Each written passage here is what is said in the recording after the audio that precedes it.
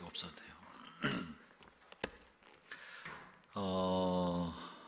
네, 불타는 금요일 밤 은혜를 사모하여 나오신 모든 분들에게 하나님의 넘치는 은혜와 축복이 함께 하시기 바랍니다.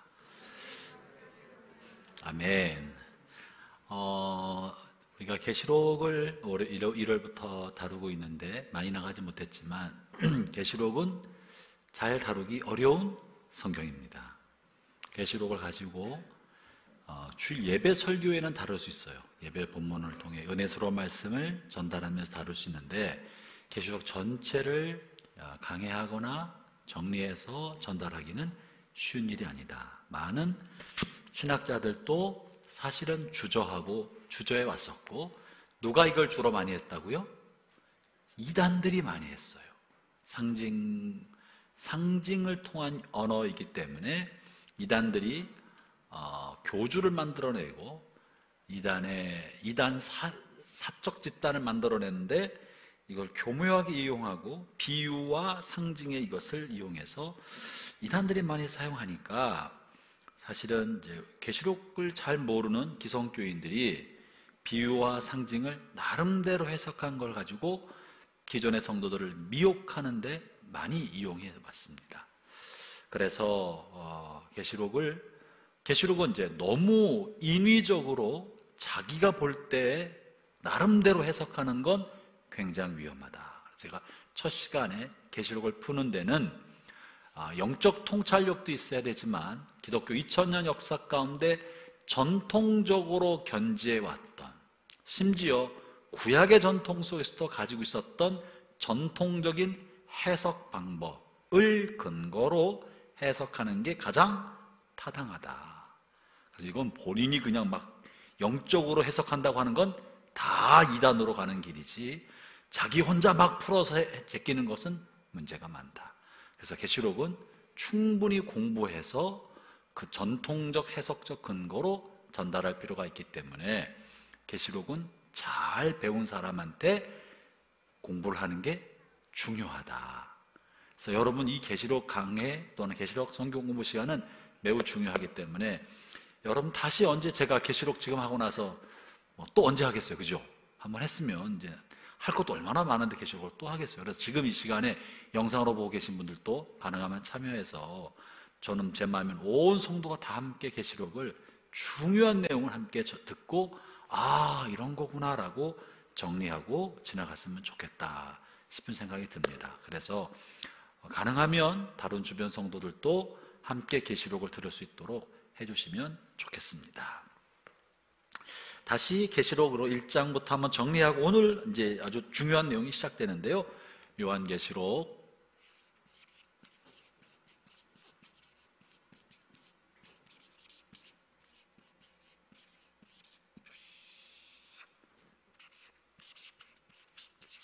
'그래서 설교보다는 제가 설교로 하려 하다가 이거는 설교에서 은혜 받는 것보다 계시록을 해석하는 해석적 안목을 기르는 게 더 중요하다. 해석을 통하여 오늘 우리에게 주신 말씀을 받는 게 중요하겠다고 싶어서 지난 시간부터 다시 칠판을 꺼내 들어서 그러면 설명을 드리면서 해석하려고 합니다.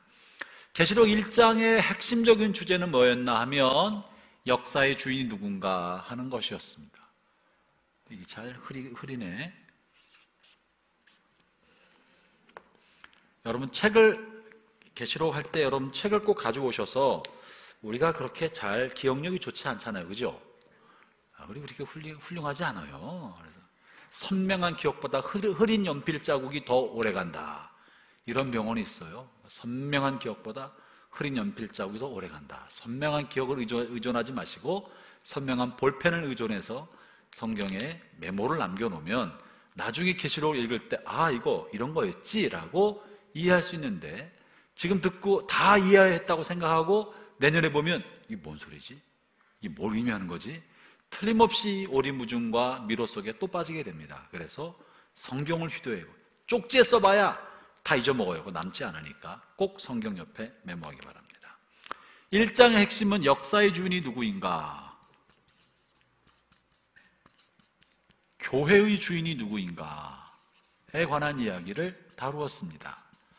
그래서 보좌에 앉으신 이에 관한 이야기가 나왔고, 그리고 교회 주인 그분이 7 촛대 사이를 거닐고 7 별을 손에 가지고 계신다. 기억나시나요? 그래서 7 촛대는 교회를 상징하고 7 별은 교회의 지도자를 상징한다. 주님께서 고난받고 있는 박해 가운데 있는 소아시아 교회, 그들이 고난에 아무런 도움을 못 받고 있는 것처럼 보이지만, 도미시안 황제의 박해가 너무나 심하고 지독해서 너무 많은 사람이 죽고 고통을 받았지만, 그럼에도 불구하고 주님이 교회 사이를 다니면서 주님의 교회를 돌보고 계신다. 이건 1장에서 말해주고 있는 굉장히 중요한 내용이고, 또 주님이 손에 7 뼈를 쥐고 있고 7 뼈는 교회에 파송한 주님의 사자, 교회의 지도자다. 연약하고 부족한 게 많아서 2장과 3장에서 그 지도자들이 책망을 받지만, 책망을 받을 것이 많이 있음에도 불구하고 주님이 교회 지도자를 7 별 손으로, 오른손으로 쥐고 계시고 주관하고 계신다. 이게 1장에서 말해주고 있는 핵심적인 내용입니다. 기억하십니까? 기억 안 나니까 내가 얘기하는 거예요. 선명한 기억보다 흐린 연필 자국이 오래 간다고 메모를 해놓고, 성경 구절 거기다가 메모를 해놓고 기억해놔야 정리가 되는 거예요. 이 내용이 1장에선 2번 반복해 나옵니다.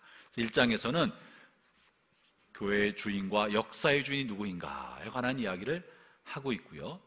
그리고 2장에서는, 2장과 3장에는 이렇게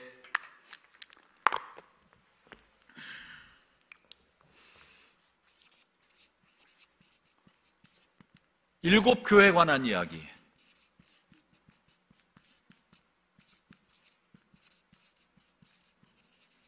일곱 교회와 일곱 교회 지도자, 7에 관한 이야기, 칭찬과 책망, 그리고 잘 견뎌라, 마침내 잘 견디는, 이기는 그에게는 하나님께서 이런 상급을 주실 것이다.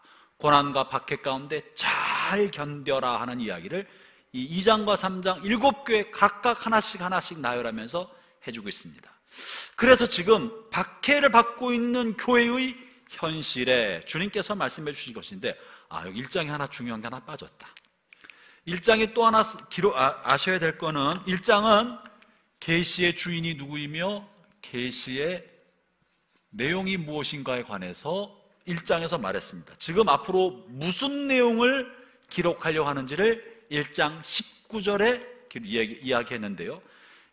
요한계시 1장 19절에 보면 이와 같은 것들을 기록해라. 네가 본 것과, 네가 지금 본 것과, 그리고 지금 현재 일어나고 있는 일과, 그리고 장차 있을 일. 맞습니까? 이 3가지를 기록해라. 이것이 요한계시록의 핵심 내용이라는 거예요. 지금 네가 본 것, 지금 일어나고 있는 것, 장차 있을 일. 이것을 막 섞여 써 있기 때문에 잘못 해석하면, 잘못 보면 혼란스럽게 보여요. 그럼 본 것은 무엇이며 현재 일어나고 있는 것은 무엇이고 장차 있는 일이 뭔가? 자, 현재 일어나고 있는 일, 2장과 3장에서 소아시아 7교회, 지금 일어나고 있는 교회에 대한 칭찬과 책망을 기록했습니다. 지금 일어나고 있는 일이에요, 그게. 그리고 4장에 보면 4장과 5장에서는 지난주에 한번 했어요. 천상의 예배,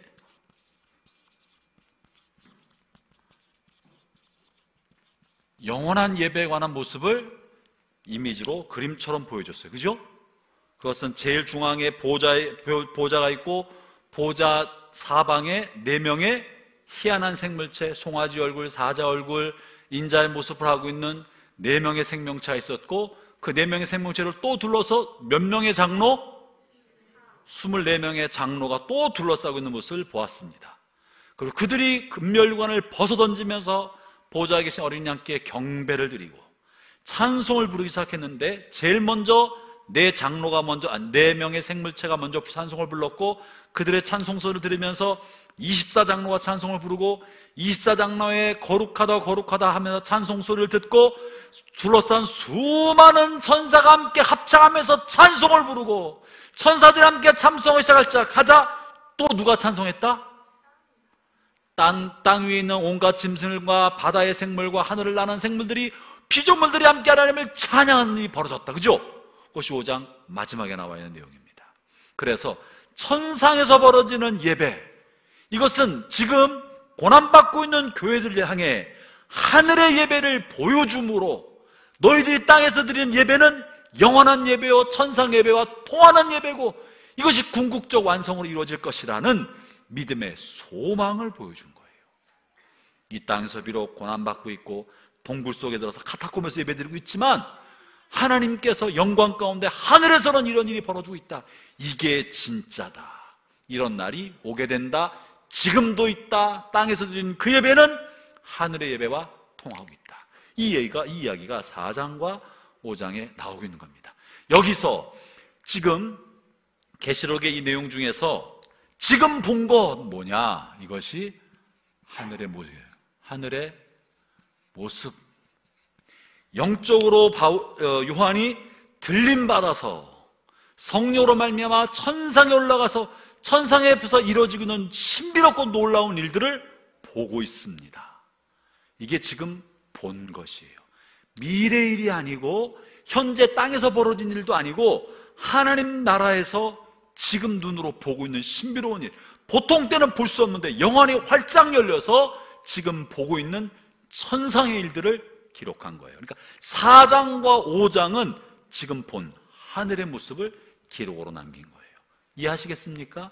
이제 오늘 6장을 다룹니다. 6장부터는 이제는 심각한 현재 일어나고 있는 일과 장차 있을 종말론적 사건이 이제 6장부터 등장합니다. 6장에는 5장에서 꼬리를 물고 나타나는데 5장에 이런 게 실려 있어요. 내가 또 그림을 하나 그려야 되는데,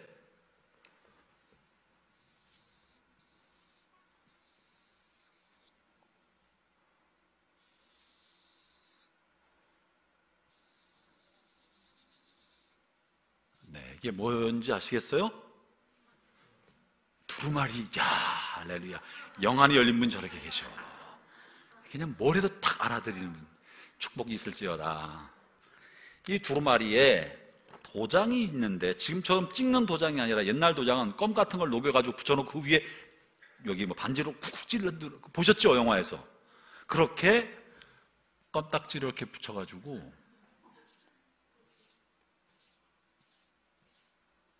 도장을 찍었어요.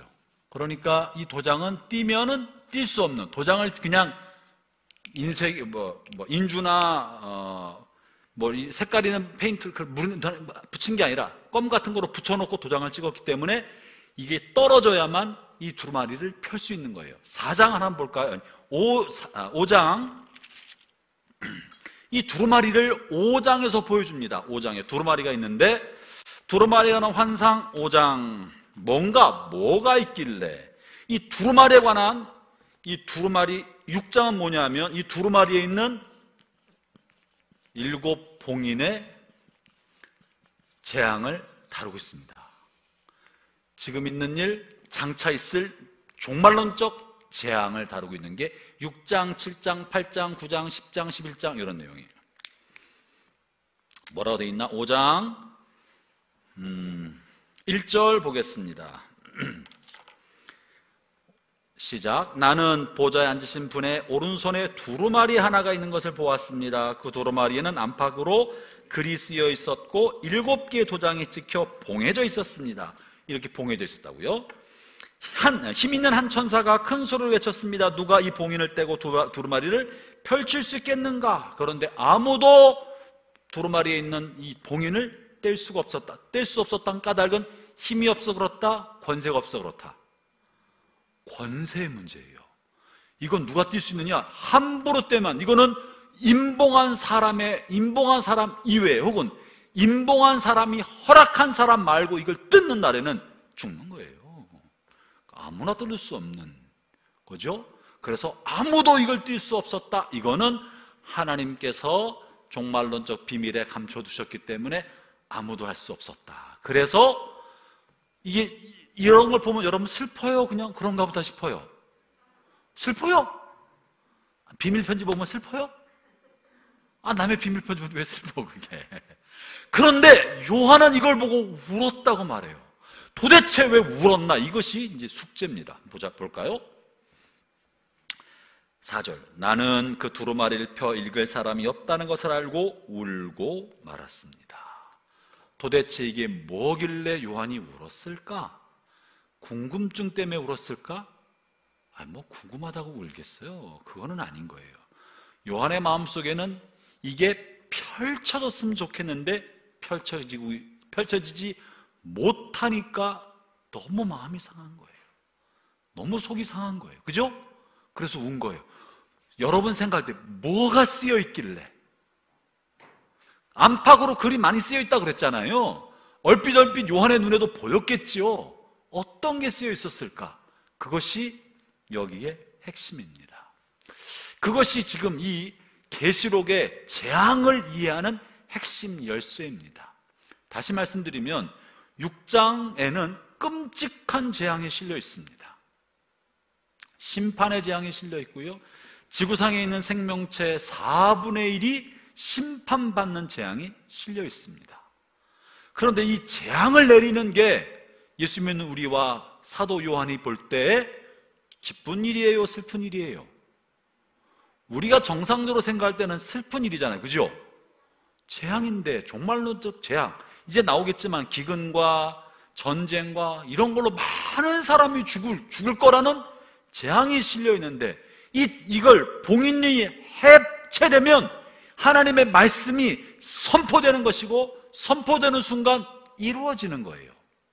그런데 봉인이 안 뜯어진다는 말은 이루어지지 않는다는 거예요. 이루어지지 않는 게 요한의 마음에 슬픈 거예요.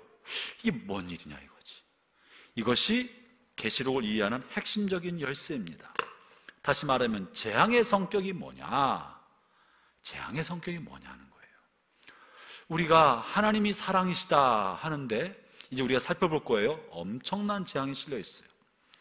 하나님이 사랑이신데 왜 하나님이 지구상에 이제 6장에 나와 있는 4분의 1의 사람들을 죽거나 온갖 재앙으로 심판하실까? 왜 심판하실까? 그리고 요한은 그 심판을 보면서 왜 심판이 안 이루어지는 걸 보고 슬퍼했을까? 잠시 후에 그 얘기를 다루겠습니다. 요 이야기는 오늘 설교 강의 마지막 때쯤에 이 하나님의 심판을 어떻게 이해해야 될 것인가 다룰 테니까 도중에 가지 마시고 끝까지 들어야 됩니다. 자, 그러면 6장 재앙은 어떻게 나왔나? 7개 봉인을, 첫 번째 봉인부터 6가지 봉인을 다 해체시키는데 마지막 봉인은 해체시키지 않습니다. 그리고 7장에서 봉인이 끝나지 않고 7장에는 갑자기 14만 4천 명의 성도들에 관한 이야기가 실려 있습니다. 이건 천상의 교회예요. 그리고 8장에서는 8장에서는 다시 이제 7번째 봉인이 이때 해체가 됩니다. 7번째 봉인이 해체되는 순간 끝나는 게 아니라 7번째 봉인은 7개의 나팔을 가져옵니다. 이거 아닌데? 어디 있지?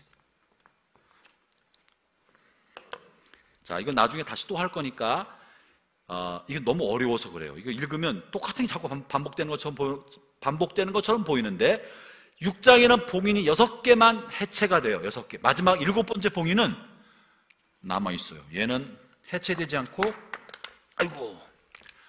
7번째 봉인은 남겨뒀다가 7번째 봉인이 열리는 순간 7 천사와 7 나팔이 나와서 7 천사가 나팔을 하나씩 불면 또 6가지 재앙이 일어나기 시작합니다. 그리고 마지막 7번째가 될 때 또 기다렸다가 한참 지난 다음에 7번째 나팔을 불면 또 7개의 새로운 재앙이, 7대접의 재앙이 또 일어납니다. 이 말은 7개의 재앙이 3번 반복됩니다. 근데 지금 우리가 벌써 계시록에서 가장 많이 등장하는 숫자가 무슨 숫자예요? 7이라는 숫자가 계속 나와요. 7별, 7교회. 이거는 꼭 7개만을 의미하는 것이 아니라 하나님의 완전수를 의미하고 있는데, 어찌됐든 심판이 3번 반복된다. 그래서 계시록을 읽으면 맨날 재앙만 보이는 것 같아. 6장부터 그게 반복되기 때문에 그래요. 왜 그러는지 이제 시간이 지나면 설명해 드리겠습니다. 여러분, 자막에서 첫 번째 사진 한번 띄워주시겠어요? 보이시나요? 5장 1절부터 7인, 그리고 7개의 봉인이 해체되다가 8장에 들어가면 7번째 봉인이 해체되는 순간 7천사가 나팔 부는 7나팔 재앙이 시작되고, 그것이 7번째 나팔을 불 때 7개의 금대접 재앙이 다 시작된다. 그래서 저렇게 7개의 재앙이 반복된다는 모습을 보여드렸습니다. 자, 그러면 이제 7봉인, 여기 있는 거 첫 번째 봉인 해체부터 시작하겠습니다. 뭐가 들었나? 1번, 여기다가 1,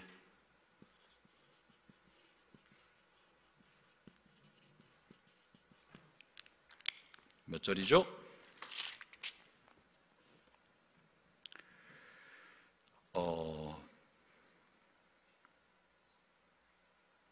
네, 1절, 2절을 봅시다. 지금까지 제 말 이해하시겠습니까? 네, 1절, 2절 같이 읽어봅니다. 시작.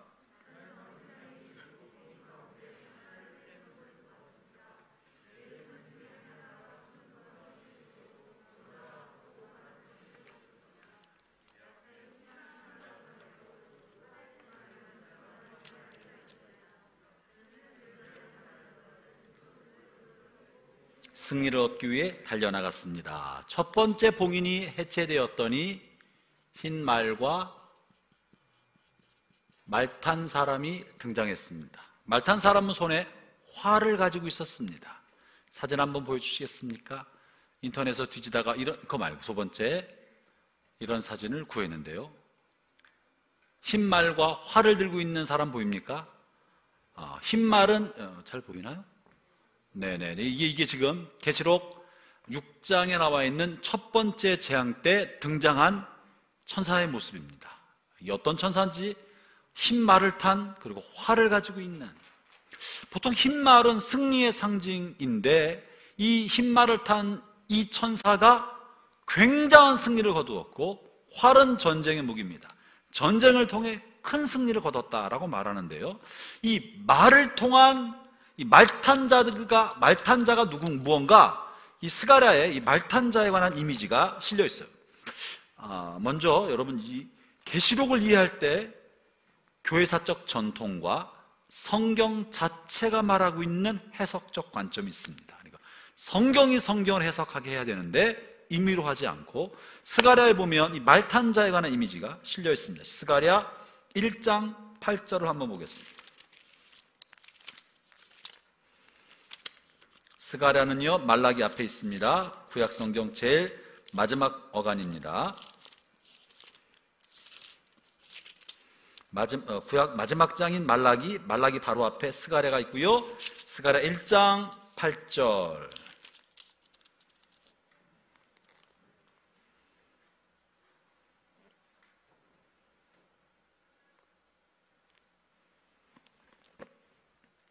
찾으셨나요? 8절 제가 읽을 테니까 보세요. 지난밤에 내가 환상을 보았다. 환상이에요. 어떤 사람이 붉은 말을 타고 골짜기에 화석류 나무 사이에 서 있었다. 그 사람 뒤에는 붉은 말, 갈색 말, 흰 말들이 있었다. 내가 물었다. 주여, 이것들이 무엇입니까? 나와 더불어 말하던 천사가 대답했다. 이 말들이 무엇인지 내가 보여주겠다. 말들이 나왔어요. 흰 말, 붉은 말, 갈색 말. 그때 화석류 나무에 서 있는 사람이 말했다. 이 말들은 여호와께서 온 땅을 둘러보라고 보내신 말들이다. 자막이 안 나오네. 11절 스가랴 1장 11절, 그때 말탄 사람들이 화석류 나무 사이에 서 있는 여호와의 천사에게 말했다. 우리가 온 땅을 둘러보니 모든 곳이 조용하고 평안했습니다. 말탄자가 등장하고 있죠. 이 말탄자는 뭐냐면 하나님이 온 세상을 감찰하도록 보낸 하나님의 천사입니다.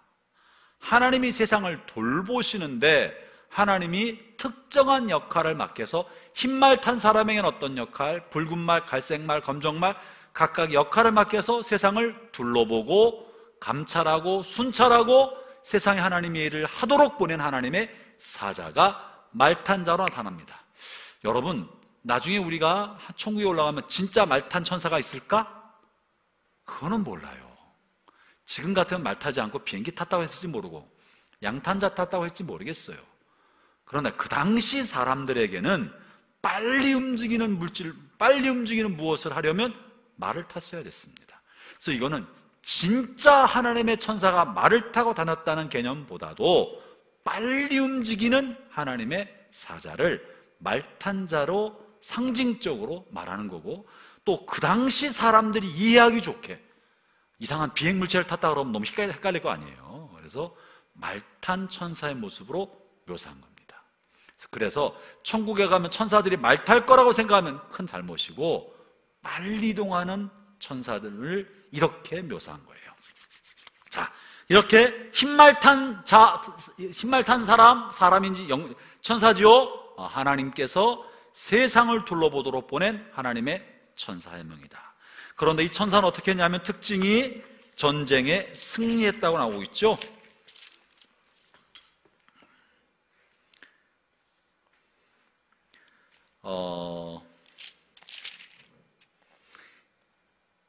흰말 한 마리가 보였고 6장 2절이에요. 활을 든 자가 그 말 위에 앉아 있었습니다. 그는 면류관을 받아들고는 적을 쓰러뜨리고 승리를 얻기 위해 달려갔습니다.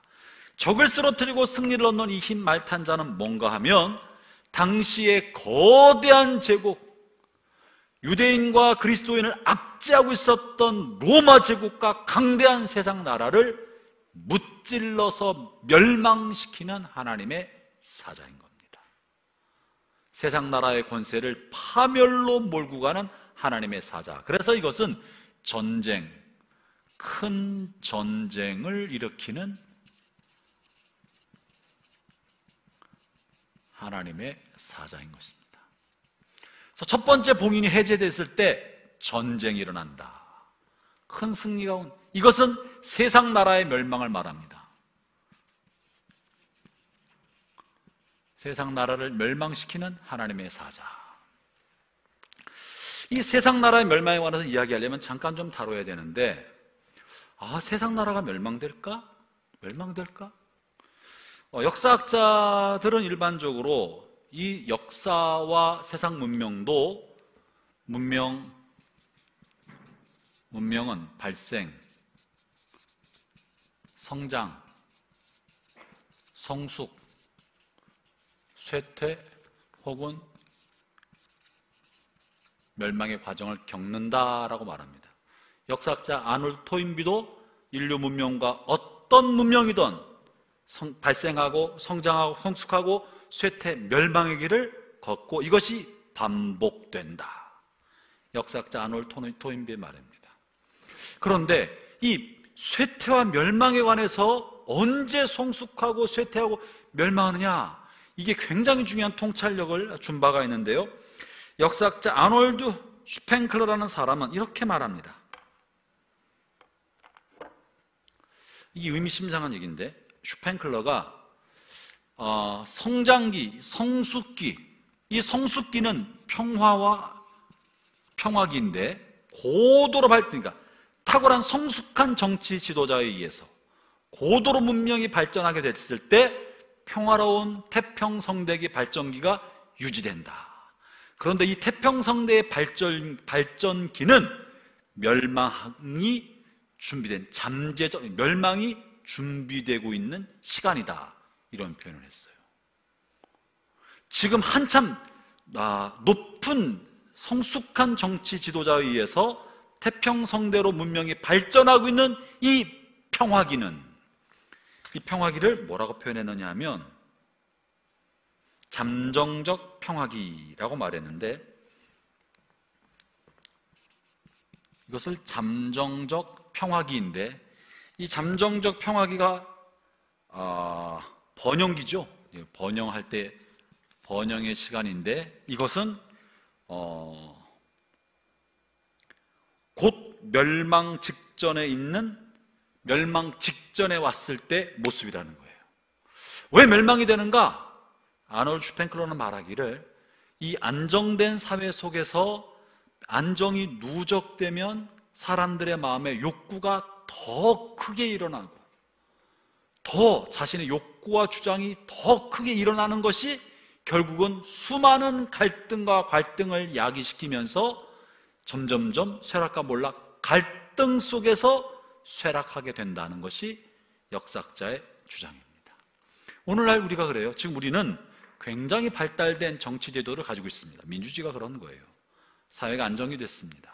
평화롭게 많은 사람의 인권이 보장되고 있고 문명도 발전되고 있는데, 그런데 이것이 결국은 사람 사이의 욕구를, 자기 원하는 대로 욕구를 분출할 수 있는 사회가 되어가므로 갈등이 점점점 증폭되면서, 이 갈등이 결국은 내란을 일으키고 폭동을 일으키고 혁명을 일으켜서 문명을 붕괴시킨다.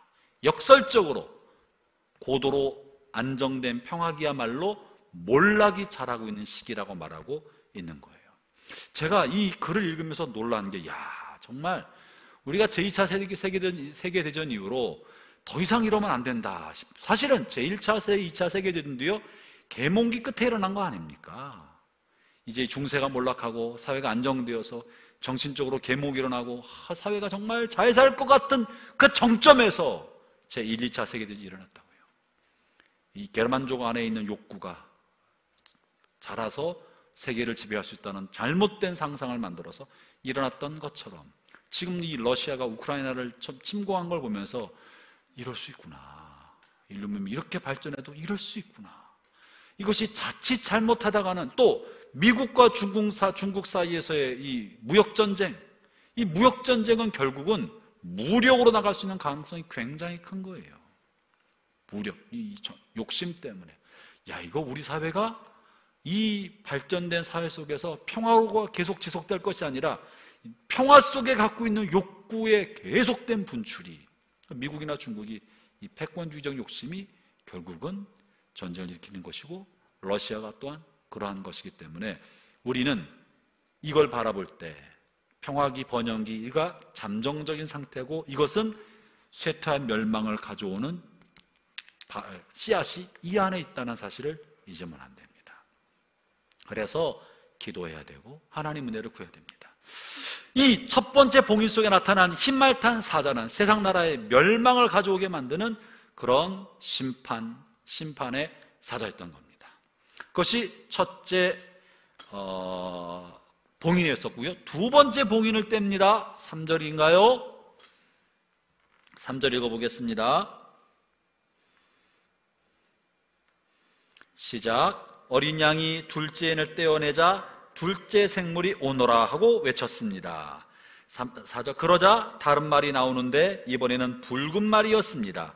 말 탄 자는 이 세상의 평화를 없애고 서로를 헐뜯고 죽이는 권세를 받은 자였습니다. 그 손에는 큰 칼이 들려 있었습니다. 둘째 봉인에는요,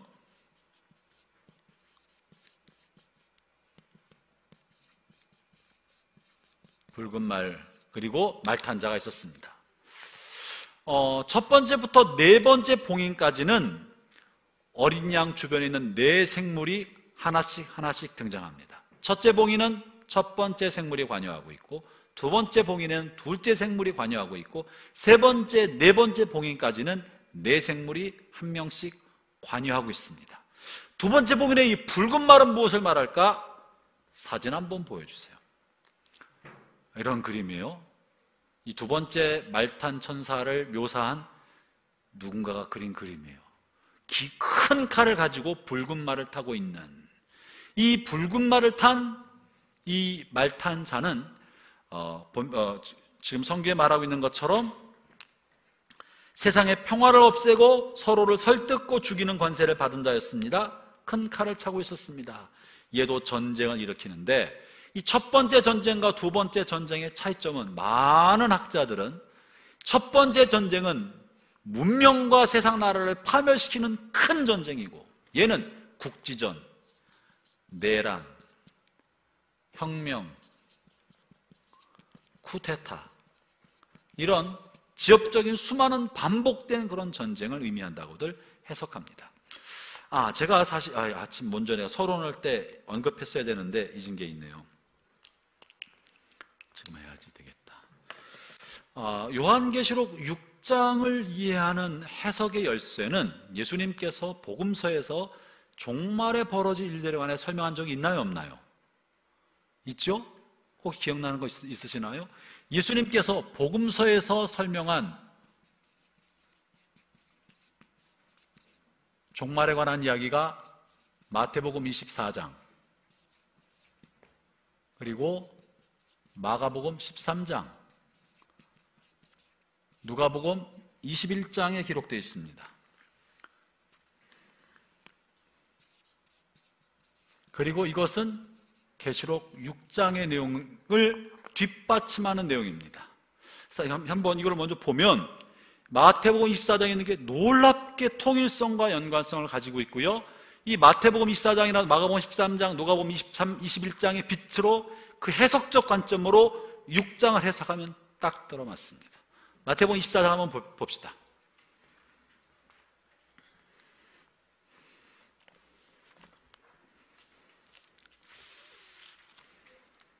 지루한지는 모르겠지만 어렵진 않죠?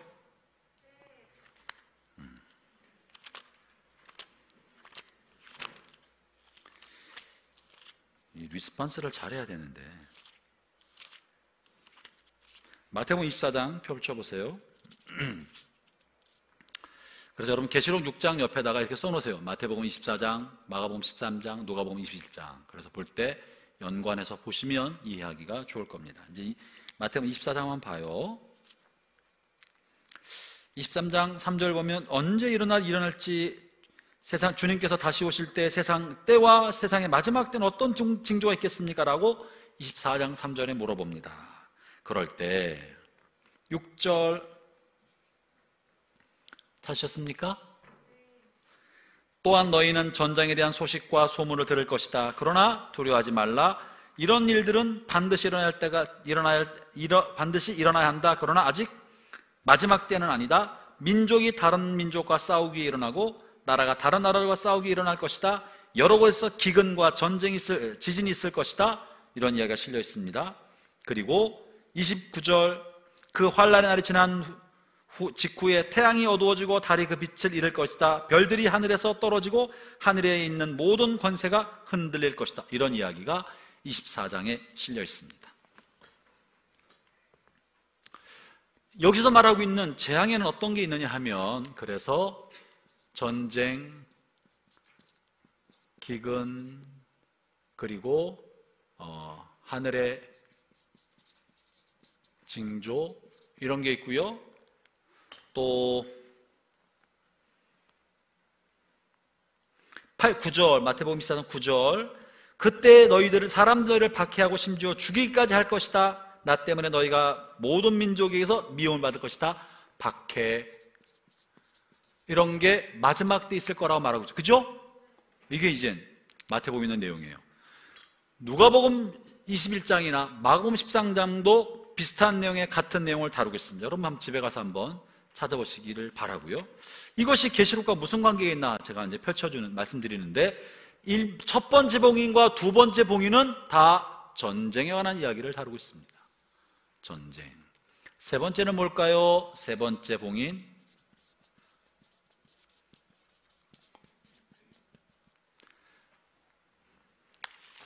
몇 절이죠? 5절. 다시 계시록 6장으로 돌아옵니다. 6장 5절.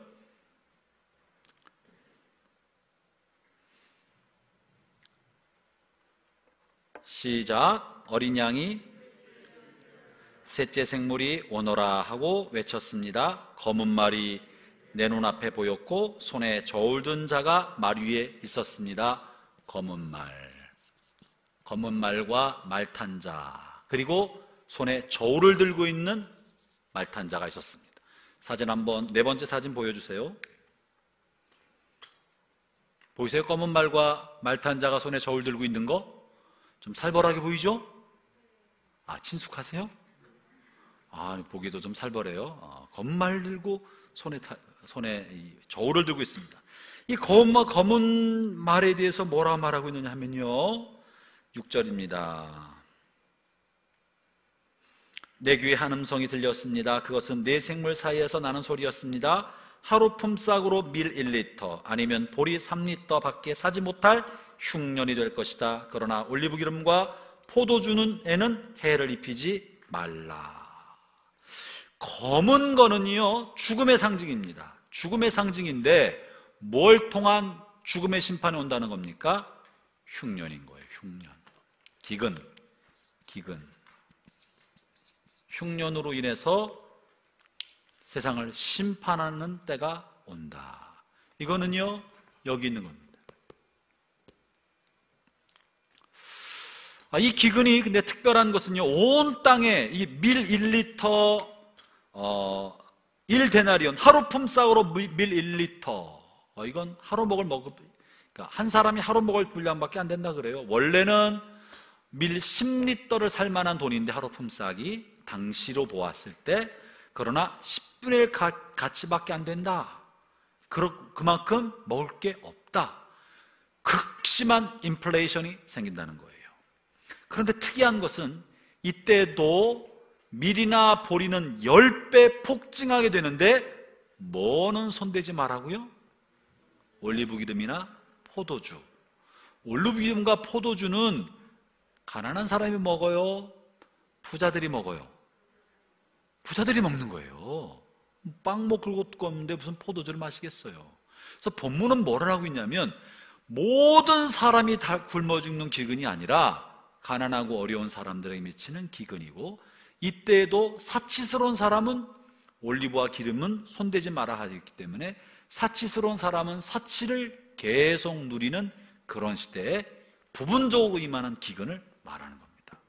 사실 요즘에 이 현대사회나 역사 가운데 벌어진 기근은 대부분 가난한 사람들이 고통을 겪고 있어요.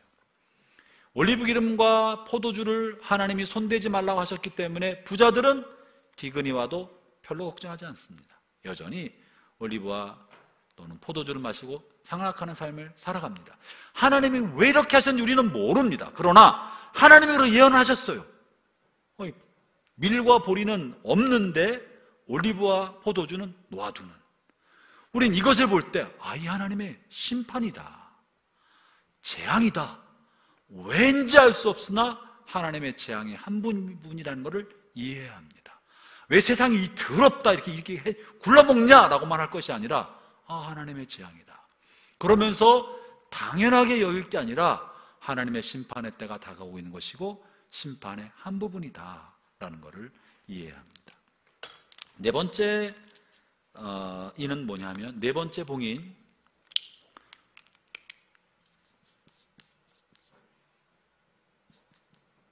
넷째 봉인,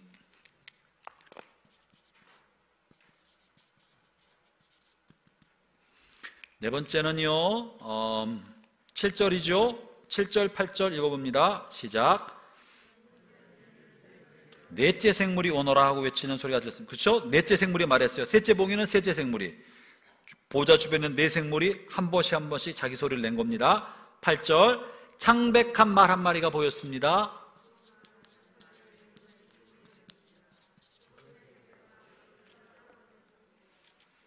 그들에게는 전쟁과 기근과 질병과 짐승으로 세상 사람들의 4분의 1을 죽일 권한이 주어져 있었습니다. 이 창백한 말은 질병을 상징합니다.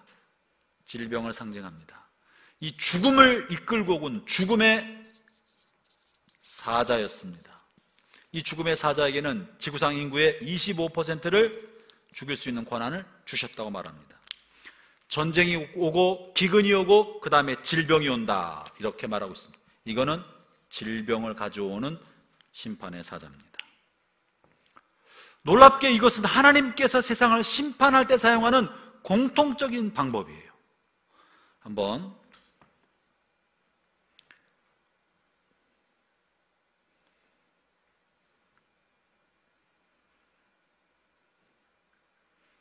여기에도 분명히 몇 절이야?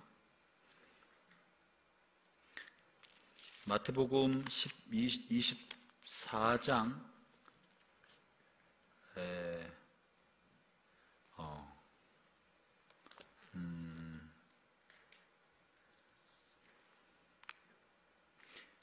에스겔 봅시다. 에스겔 14장 21절입니다. 네. 에스겔 14장 21절에 보면 구약 성경에 하나님이 세상을 심판하실 때 사용하는 하나님의 도구, 4가지 도구가 나와 있습니다. 에스겔 14장 21절.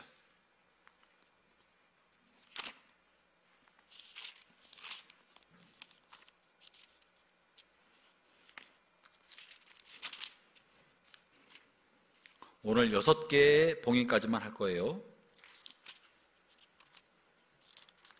에스겔서 14장 21절.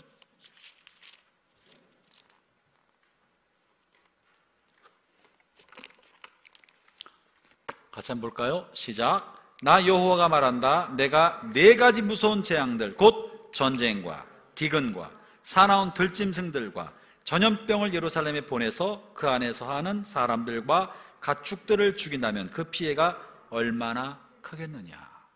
하나님이 세상을 심판하는 데 사용하는 4가지 중요한 도구들, 그것이 바로 전쟁, 기근, 들짐승과 전염병입니다. 전쟁과 기근과 질병, 전염병이죠.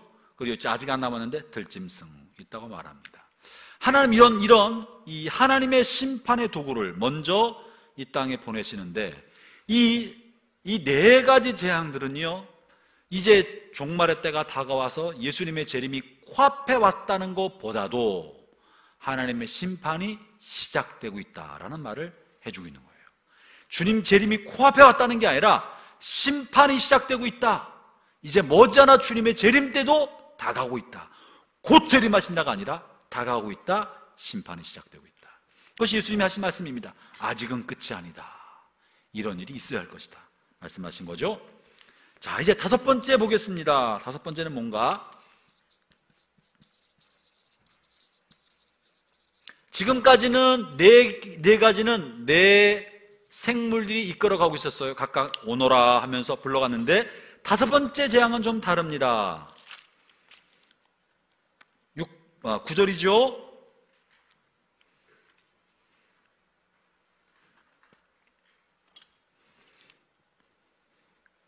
제가 오늘 하고 싶은 얘기가 5번째 재앙이 들어있는데요. 9절 함께 읽어보겠습니다. 시작.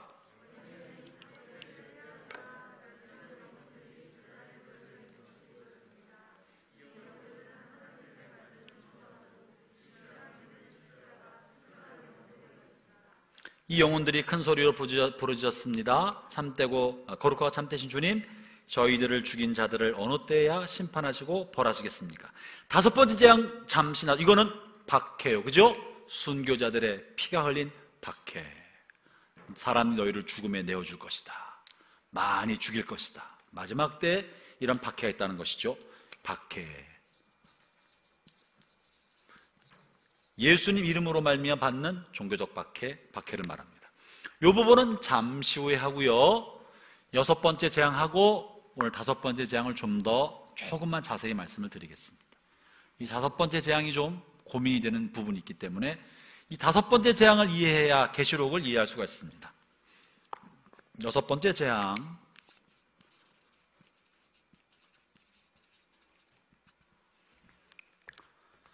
이제 다 왔어요. 6번째 재앙은요, 12절입니다. 12절 시작.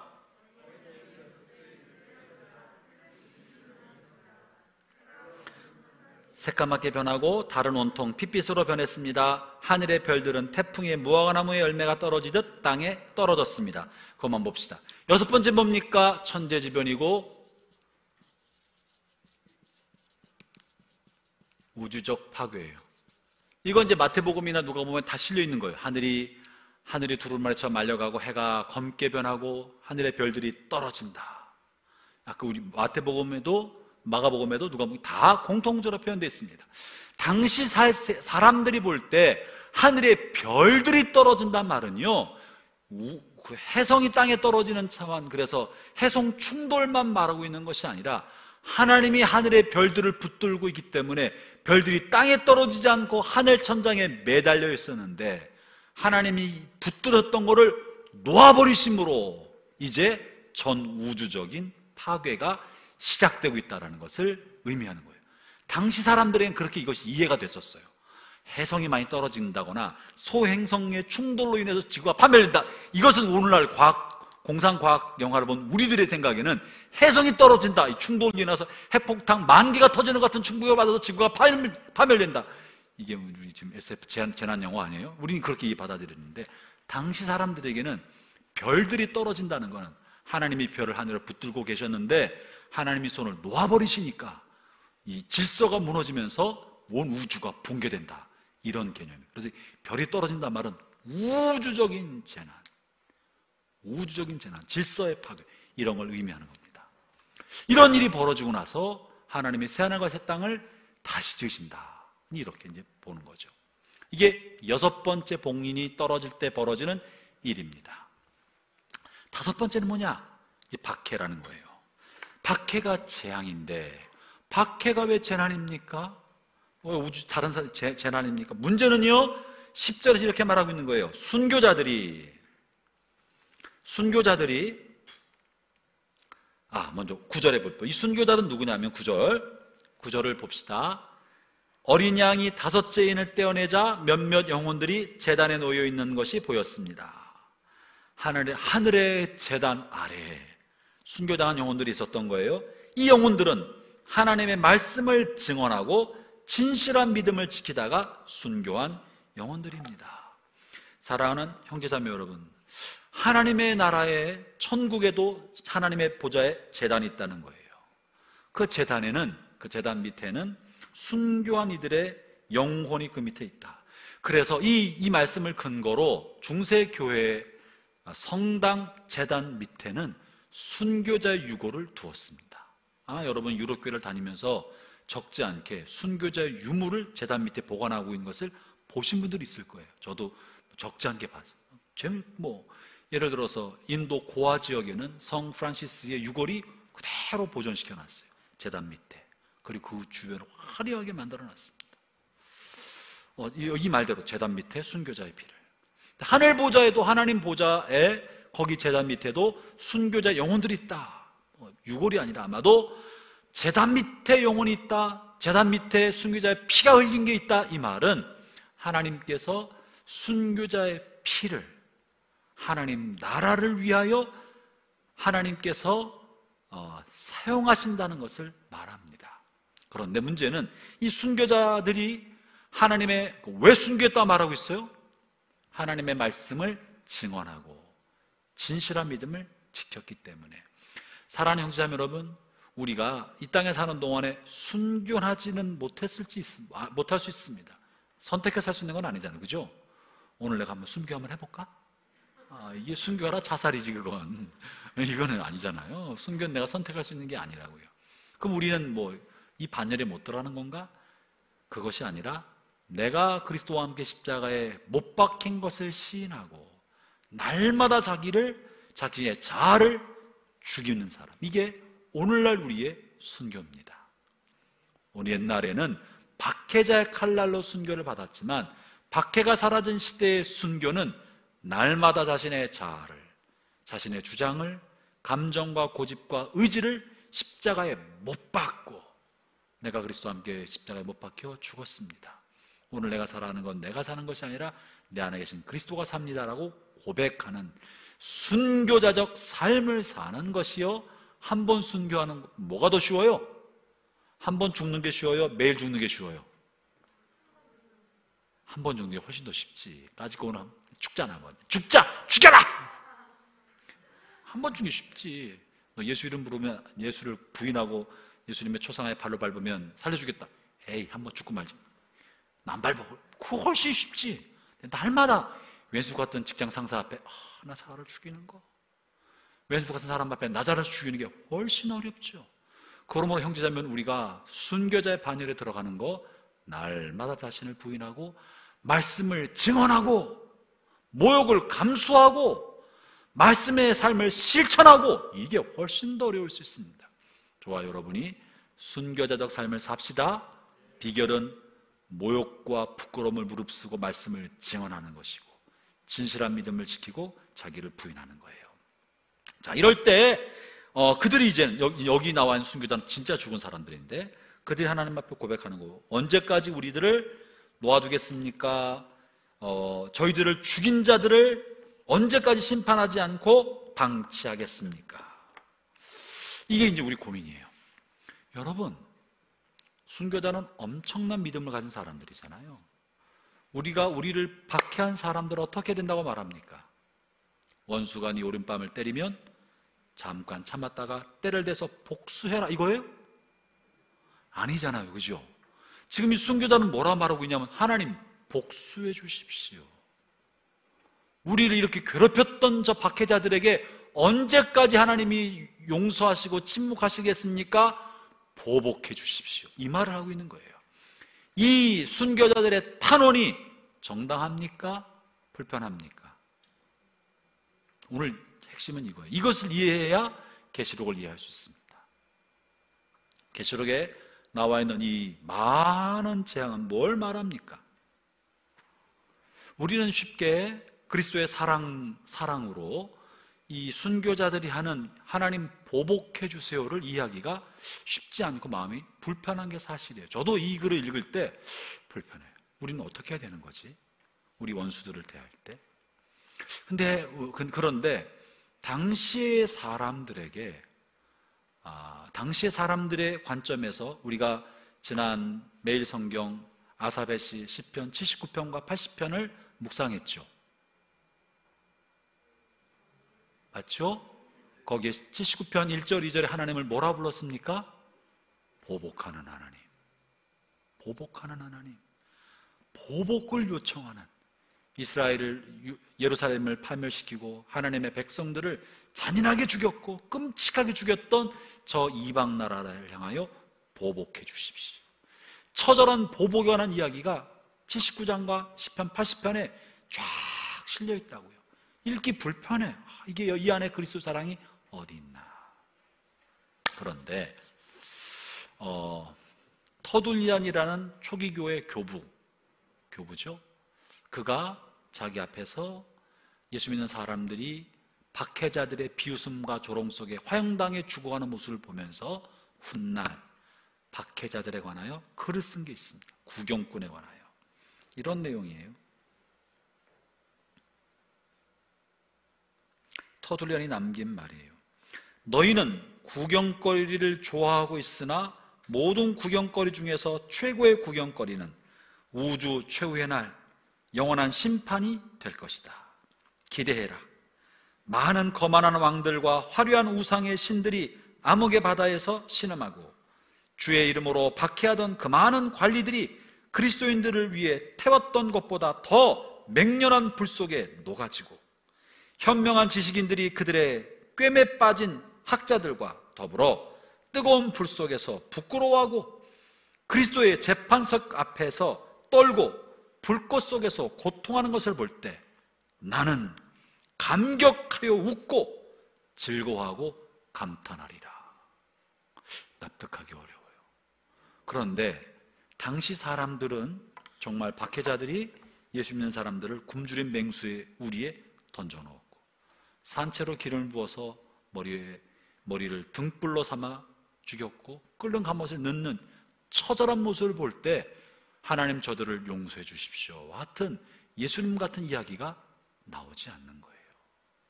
그들에게는 오히려 하나님 외에 의로운 사람이 악인에게 이렇게 죽어야 합니까? 이 일은 언제까지 계속되어야 합니까? 하나님이 사랑의 하나님일 뿐만 아니라 공의의 하나님이 아닙니까? 하나님 공의로 심판해 주십시오.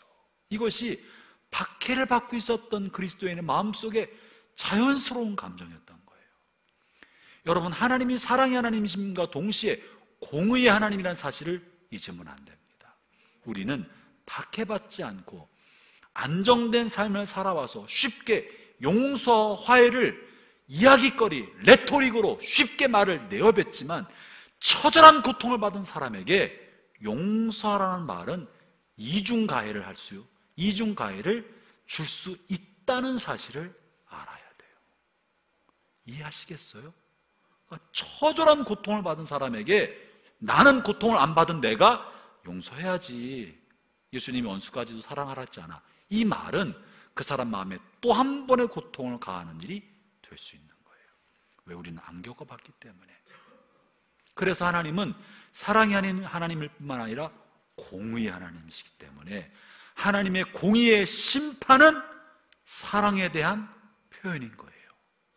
우리가 받아들이기 어려워. 우리는 늘 이렇게 어쩌면 안정적인 편안한 삶 속에서 편안한 화평을 누리고 있기 때문에 악인의 악으로 인하여 선한 사람이 받는 정말 참혹한 고통이 무엇인지 잘 모르고, 실제로는 겪어보지 않았고 작은 고통만 겪었기 때문에 처절한 고통을 모르는 우리는 쉽게 관용을 말하고 용서를 말하지만, 당시에 박해자들을 보고 가족들이 그렇게 죽어났던 사람들에게는 보복한 하나님 보복해 주십시오, 이게 자연스럽다는 거예요.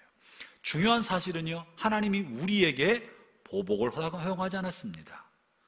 우리는 복수하면 안 됩니다.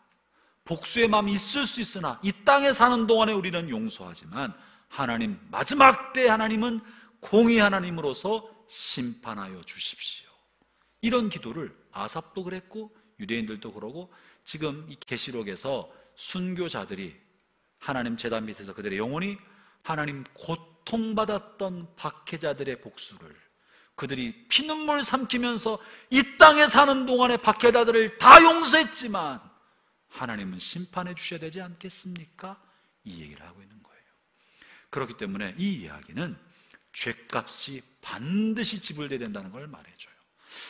저도 이 본문을 읽을 때 마음이 불편했지만 오히려 제가 생각을 좀 더 정리하게 되었던 것 중에 하나는, 최근에 이 한국 사회에서 벌어지는 희생자 중심의 사고방식을 생각해 볼 때 그럴 수 있겠다. 우리는 어찌 보면 기득권층에 있기 때문에 안정적인 삶, 피해를 보지 않은 환경 속에서 안정적인 삶을 살고 있기 때문에 어쩌면 우리도 모르는 사이에 사회적 안녕을 위해서 가해자에게 측은지심을 갖는 경우가 많아요. 가해자에게 그냥 가해자와 비슷한 사회적 신분과 위치에 있기 때문에, 그래서 가해자를 용서해서 사회가 안전하고 평화롭고 별일 없이 되기를 바라는 거예요. 가해자가 한 일 중에서 얼마나 큰 장점이 많은데 굳이 성희롱 한 번 했다고 그를 그 높은 자리에서 내려오게 만들고 그 인생을 추락시켜야 되겠어? 용서해줘. 이게 우리가 훨씬 말하기 쉽다고요. 그러나 하나님은 피해자 중심으로 생각하는 거예요. 순교자들과 박해받은 사람의 입장에서 그들의 고통을 신원하고 보복하시는 것으로. 사랑하는 형제자매는 우리의 생각도 이처럼 고통받는 사람의 입장에서 생각하는 연습이 필요하겠다. 이것이 어쩌면 이 사회의 지금 시대정신인지도 모릅니다. 그래야 고통받던 사람의 마음의 아픔의 상처를 덜어내주고 그가 스스로 훗날 넉넉한 마음으로 용서할 수 있는 힘이 생깁니다. 그렇지 않으면 다른 사람의 시선 때문에 억지로 하게 되는 것은 진정한 용서가 아니고 마음에 또 다른 이중적 피해를 볼 수 있다는 거예요.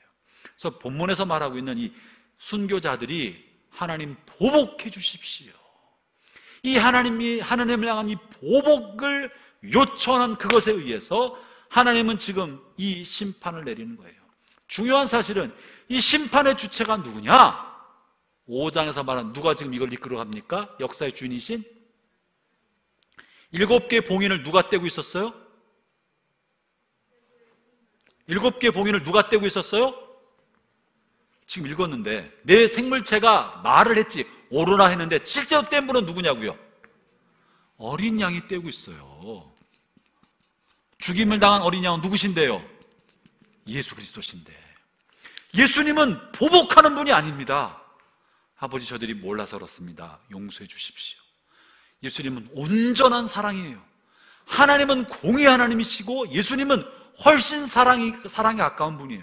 그런데 예수님이 어린 양이신, 스스로 자신의 생명을 내어주어 죽임을 당하고 박해를 당했던 어린 양이 이 봉인을 땜으로 재앙을 가져오고 있는데, 이 재앙은 어린 양이 가져온 심판이라기보다도 어린 양을 따르는 하나님의 백성을 돌보시는 사랑의 재앙이다.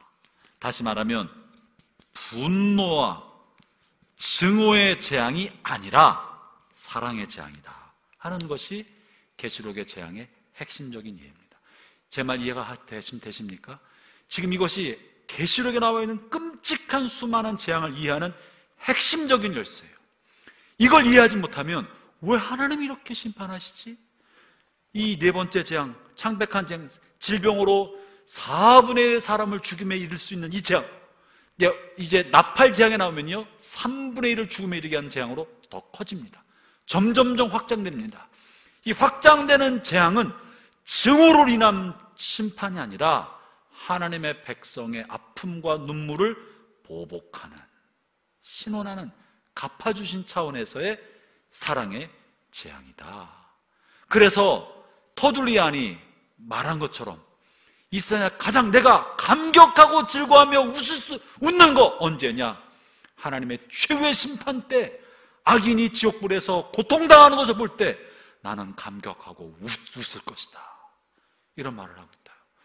지금 우리가 받아들이기는 어려운지 모르지만 그 고통을 당한 사람들에게는 이것은 위로가 될 수 있습니다.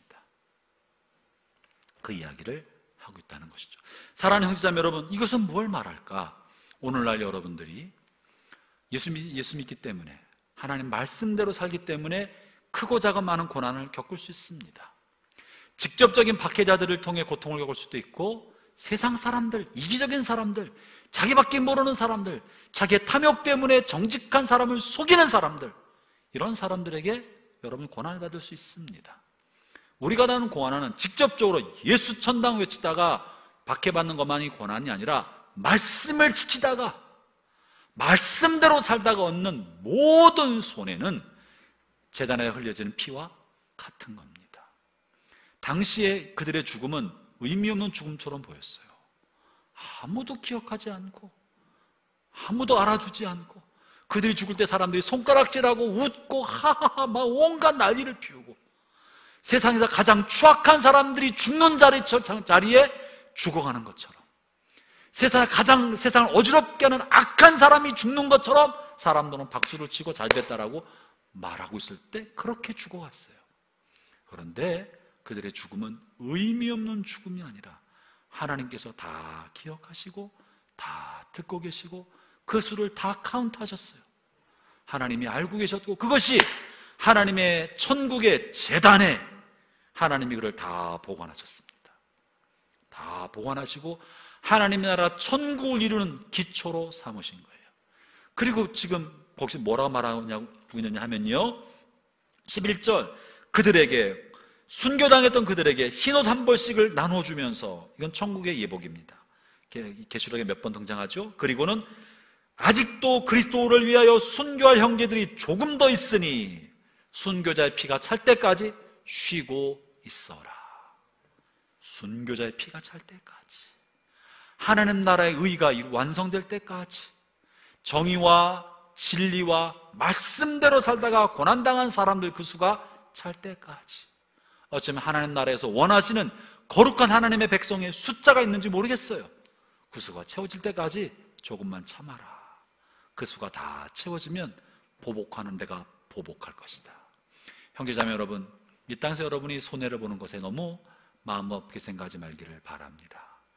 아무도 기억하지 못해도 주님은 알고 계십니다. 의미 없이 이것이 사라진다고 생각하지 않기를 바랍니다. 수많은 사람이 그렇게 죽어왔지만 하나님은 다 계산하고 다 적고 그 흘린 수고의 땀과 피를 다 담아놓으셨고 하나님 제단 밑에 다 보관하셨습니다. 그리고 마침내 하나님이 우리의 아픔과 고통을 갚아주시는 날, 하나님이 복수하시는 날, 하나님이 보상하신 날이 옵니다. 그러므로 여러분의 손에 피 묻히지 마세요. 여러분이 복수하지 마세요. 복수는 하나님께 맡기고 우리는 다만 우리 안에 관용과 용서하도록 힘을 내고 맡긴 정직하고 정의롭고 진실한 진리의 길을 걸어가는 데 최선을 다한다면 주님의 때가 되었을 때, 주님의 수가 찼을 때 반드시 모든 걸 회복해 주십니다. 그것이 계시록에 말하고 있는 거예요. 이 계시록 전체 주제가 이거예요. 고난당하는 교회를 향해서 조금만 더 참아라. 잘 참고 인내하면 마지막에 하나님이 보상을 준다. 그래서 계시록은 재앙의 책이 아니라 계시록은 희망의 책입니다. 희망의 책이에요. 믿는 사람들에게 하나님이 반드시 보상하신다. 그날이 온다. 잘 참자는 희망의 책입니다. 여러분 안에 종말이 두려움이 아니라 주님의 보상의 날로 마음에 새겨지기를 축원합니다. 종말은 재앙과 소멸과 심판의 날이 아니라 보상의 날이다. 주님이 내가 주를 했던 모든 것을 갚아주신 날이 될 것이다. 할렐루야. 하나님 은혜가 여러분 모두에 함께 하시기 바랍니다. 기도하겠습니다.